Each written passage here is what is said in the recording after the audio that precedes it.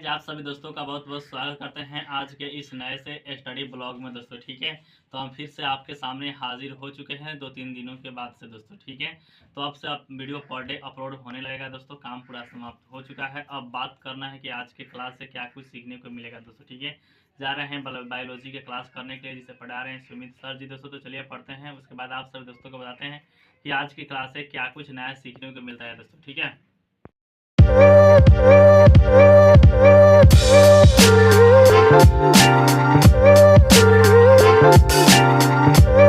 जैसा कि मैंने आप सभी दोस्तों को बताया था कि हम क्लास करने जा रहे थे, सुमित सर का बायोलॉजी का क्लास था दोस्तों। तो वह क्लास हमारा कंप्लीट हो चुका है। अब बात करना है कि आज के क्लास से क्या कुछ नया सीखने को मिला है दोस्तों। ठीक है, पिछले वाले क्लास में आप सभी दोस्तों को हमने बताया था कि दोस्तों जो हमारा वसीय अम्ल होता है, इसके आधार पर वसीय अम्ल 3 प्रकार के होते हैं। जो होते हैं कौन कौन? संतृप्त वसीय अम्ल, असंतृप्त वसीय अम्ल, एक होता है आवश्यक वसीय अम्ल। जो संतृप्त वसीय अम्ल होते हैं उसको हमने कंप्लीट पढ़ लिया था, और असंतृप्त वसीय अम्ल को भी हमने कंप्लीट पढ़ लिया था दोस्तों। ठीक है, अब बात करने हैं आज की जो कहानी की शुरुआत हुई, आज की क्लास की जो शुरुआत हुई है आवश्यक वसीय अम्ल से दोस्तों। ठीक है, आवश्यक वसीय अम्ल वो अम्ल होते हैं जो हमारे शरीर के लिए बेहद ही ज़रूरी होते हैं। अगर हम इसका यूज़ नहीं करेंगे तो हमारे शरीर में सूजन और शारीरिक क्रियाशीलता में कमी आ सकती है दोस्तों। ठीक है, अब बात कर लेते हैं कि जो हमारा आवश्यक वसीय अम्ल होता है यह कितने प्रकार का होता है। यह 3 प्रकार का होता है। एक होता है दोस्तों ओमेगा 3, जिसे हम लोग कहते हैं लिनोलेनिक अम्ल दोस्तों। ठीक है, एक होता है ओमेगा 6, जिसे कहता है लिनोलिक अम्ल। अब एक होता है ओमेगा 9, जिसे कहा जाता है ऑलिक अम्ल दोस्तों। ठीक है, अब बात कर लेते हैं दोस्तों आवश्यक अम्ल के प्राप्ति के स्रोत। ये प्राप्ति के स्रोत होते हैं मछली का तेल, बादाम का तेल, जैतून का तेल, बादाम और अखरोट, ये सभी शामिल होते हैं हमारे आवश्यक वसीय अम्ल में। अब बात कर लेते हैं आवश्यक वसीय अम्ल अगर यूज़ करेंगे तो हमारे शरीर में क्या होगा, क्या फ़ायदा होगा। तो हमारे शरीर का जो हृदय का जो फंक्शन होता है वह बेहतर तरीक़ा से काम करेगा।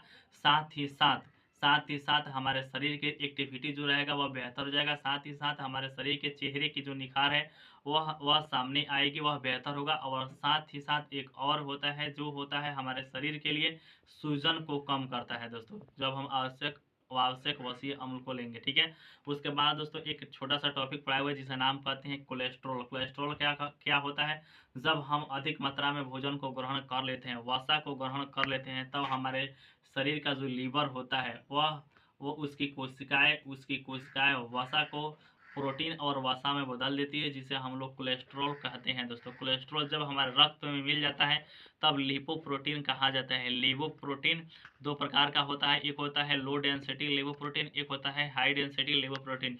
लो डेंसिटी लिपोप्रोटीन में शामिल होता है, यह हमारे शरीर के लिए अच्छा नहीं होता है, और यह प्राप्त होता है वनस्पति घी कहिए, डाल्टा कहिए, या वनस्पति तेल कहिए, या डाल्टा कहिए दोस्तों।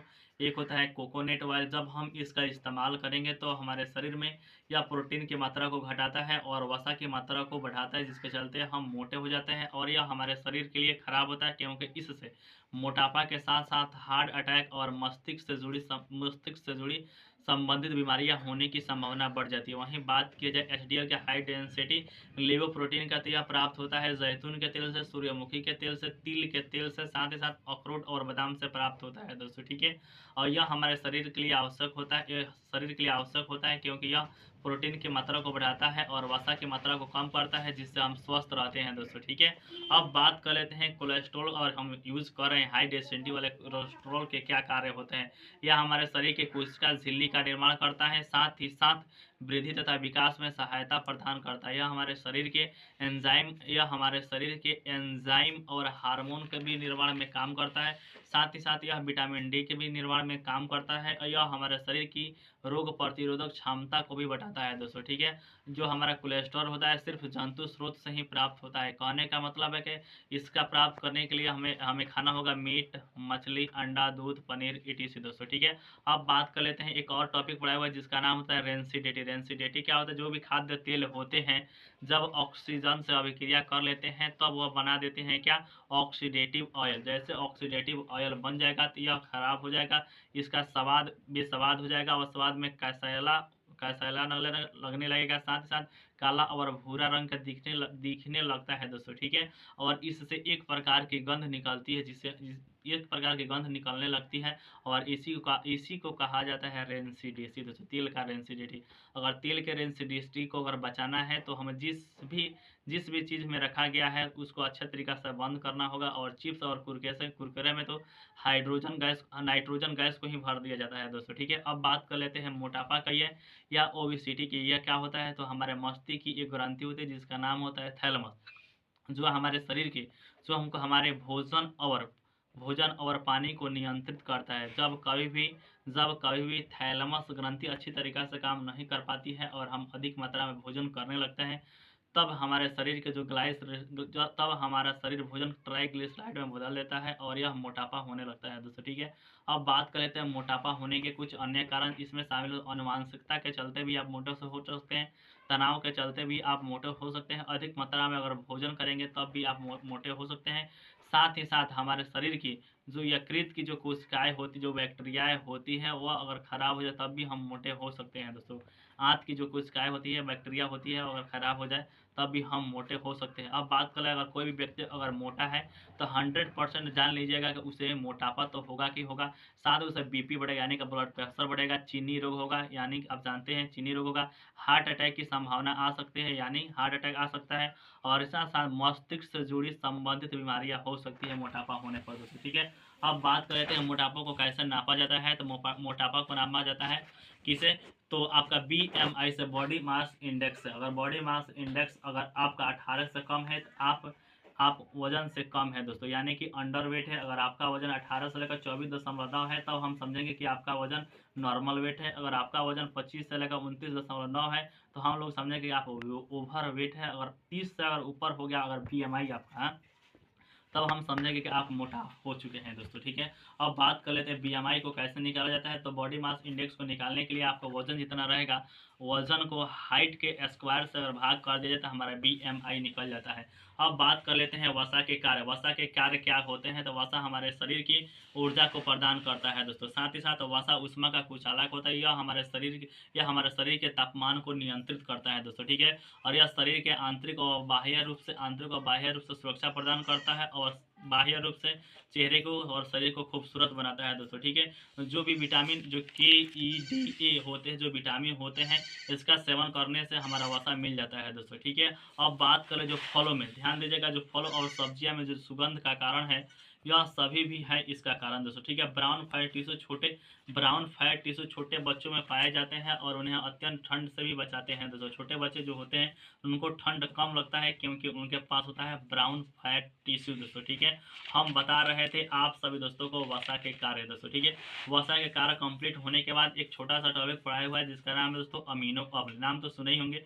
अमीनो अम्ल रासायनिक रूप से अमीनो ग्रुप, साथ ही साथ कार्बोक्सिल ग्रुप से मिलकर बना होता है, जिसमें शामिल होता है कार्बन, हाइड्रोजन, ऑक्सीजन और एक नया तत्व शामिल हो जाता है जिसे हम लोग कहते हैं नाइट्रोजन।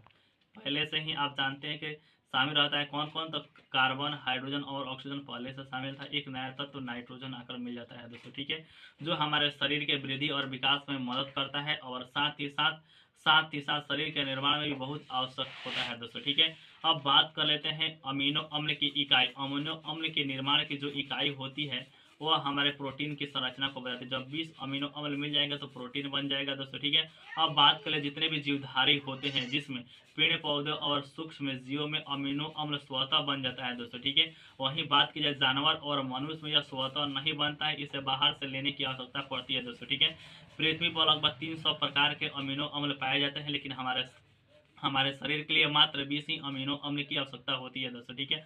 अब बात कर लेते हैं अमीनो अम्ल के प्रकार। तो अमीनो अम्ल के दो प्रकार होता है, एक होता है इसेंशियल अमीनो एसिड दोस्तों, दूसरा होता है नॉन एसेंशियल अमीनो एसिड दोस्तों। इसेंशियल जो अमीनो एसिड होता है यह हमारे शरीर को लेना पड़ता है, जो कि बाह्य रूप से होता है, और यह टोटल 10 होते हैं दोस्तों। तो जो गैर आवश्यक अक्षीय अम्ल होता है, कहने को नॉन एसेंशियल अमीनो अम्ल होता है, यह हमारे शरीर में स्वतः बन जाते हैं और इसकी मात्रा भी टोटल 10 होती है दोस्तों, ठीक है। अब बात कर लेते हैं इसेंशियल अमीनो एसिड। इसमें कौन कौन से शामिल होते हैं, 10 जो हमने बताया है अमीनो अम्ल। आइए उसका नाम बताते हैं। इसका नाम थोड़ा ध्यान दीजिएगा दोस्तों, और एग्जाम में पूछता भी है दोस्तों कौन कौन से हैं 10। आइए आपको बताते हैं। पहला है दोस्तों वायलिन, क्या पहला है दोस्तों वायलिन, दूसरा है दोस्तों ल्यूसिन, तीसरा है आइसोल्यूसिन, चौथा है दोस्तों लाइसिन, पांचवा है दोस्तों थ्रायोनिन, छठा है दोस्तों, छठा है दोस्तों मेथियोनिन, सातवां है दोस्तों फेनिलएलिन, आठवां है दोस्तों ट्रिप्टोफैन, नौवां और 10वां है अर्जिनिन और हिस्टेडिन। ये दो 10 है, ये अमीनो अम्ल है दोस्तों, ठीक है। अब बात कर लेते हैं इसमें कौन कौन सा सवाल में जो भी आई है वो कौन कौन सा है, सर ने लिखा है। तो एक हो वायलिन जो एग्जाम में पूछा ही जाता है, दूसरा होता है ल्यूसिन, यह भी एग्जाम में पूछा जाता है, तीसरा है थ्रायोनिन, यह भी एग्जाम में पूछा जा चुका है, चौथा है दोस्तों ट्रिप्टोफैन, यह भी एग्जाम में पूछा जा चुका है दोस्तों। पांचवा और छठा की बात की जाए तो अर्जिनिन और हिस्टेडिन है, यह भी एग्जाम में पूछा जा चुका है दोस्तों, ठीक है। वहीं बात की जाए अब वयस्क में एसेंशियल अमीनो एसिड कितना होता है वयस्क में, तो इसकी संख्या 10 हो, इसकी संख्या 8 होती है दोस्तों। अगर वहीं बच्चों में आवश्यक वसीय अम्ल की बात की जाए तो इसकी संख्या 10 होती है दोस्तों, ठीक है। तो यहीं तक कंप्लीट पढ़ाई हुआ है। आप सभी दोस्तों को कैसा लगा वीडियो नीचे कमेंट कर बता दीजिएगा। मिलते हैं नेक्स्ट वीडियो में, तब तक के लिए थैंक यू, मोस्ट वेलकम।